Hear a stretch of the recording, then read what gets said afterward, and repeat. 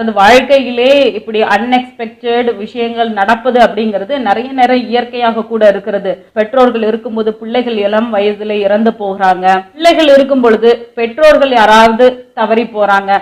நேரத்துல ஆக்சிடென்ட் ஆகி கையோ காலோ போயிடுது. ஏதோ ஒரு உடல் உறுப்பு பாதிக்கப்பட்டு போகுது.